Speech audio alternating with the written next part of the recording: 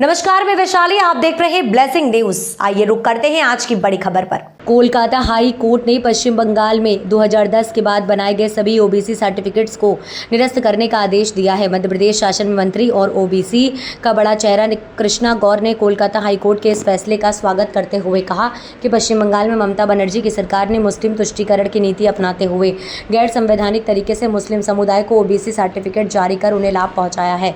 जबकि ओबीसी में सिर्फ मुस्लिम ही नहीं बल्कि अन्य कई समाज भी आते हैं, लेकिन कांग्रेस और ममता बनर्जी की पार्टी के साथ साथ अन्य घटक दल भी मुस्लिम तुष्टीकरण की नीति करते हैं।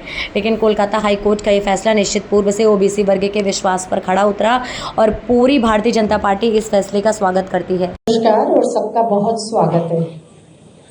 आज की इस पत्रकार वार्ता में आज मैं आप सभी के समक्ष कल पश्चिम बंगाल में कलकत्ता हाईकोर्ट द्वारा दिए गए एक ऐतिहासिक निर्णय का स्वागत करने के लिए उपस्थित हुई हूं।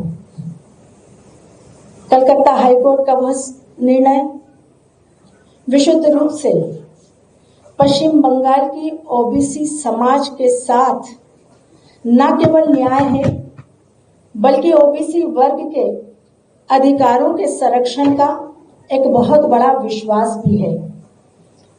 आप सभी को मैं यह भी बताना चाहूंगी कि कलकत्ता हाईकोर्ट ने कल एक निर्णय दिया, जिस निर्णय के तहत 2010 के बाद जारी हुए सभी ओबीसी सर्टिफिकेट को निरस्त किया जा रहा है।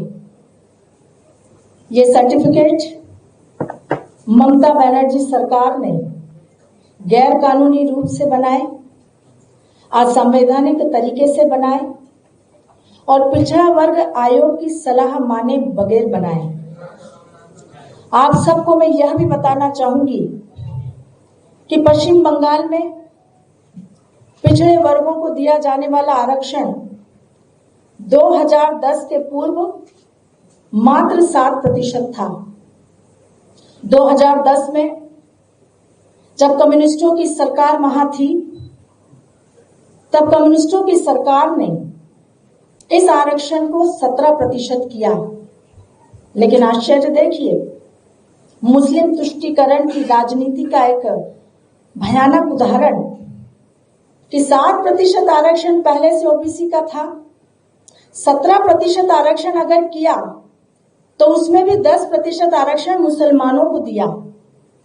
और 2011 में जब ममता बनर्जी की सरकार बनी तो वोट बैंक की राजनीति, मुस्लिम तुष्टीकरण की राजनीति को जैसे पंख लग गए।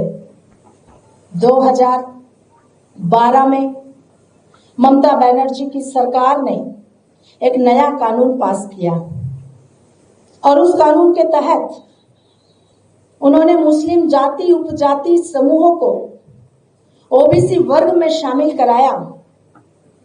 एनसीबीसी जो हमारा राष्ट्रीय पिछड़ा वर्ग आयोग है, उसके तहत 1993 से 180 जातियां जो पिछड़े वर्ग की थी वो पश्चिम बंगाल में आरक्षण के दायरे के लिए निर्धारित थी। उसके विरुद्ध ममता बनर्जी की सरकार ने 180 जो जातियां उस समय एनसीबीसी ने निर्धारित की थी, गैर कानूनी तरीके से 113 मुस्लिम जातियों को, उपजातियों को, समूहों को ओबीसी का आरक्षण की सूची में शामिल करके ओबीसी का आरक्षण जारी कर दिया।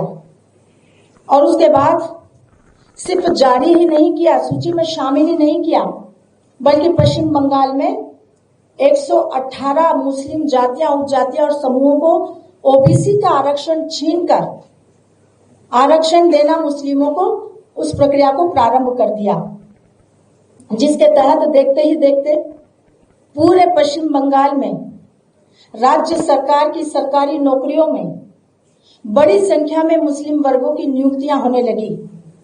पिछड़े वर्गों को दी जाने वाली सुविधाओं का लाभ मुस्लिम वर्ग को दिया जाने लगा, जो सीधा सीधा इस देश की ओबीसी आबादी के हकों पर, अधिकारों पर कुठाराघात था। अब तक के लिए खबर में बस इतना है। फिर होगी आपसे मुलाकात ऐसी एक और बड़ी खबर के साथ।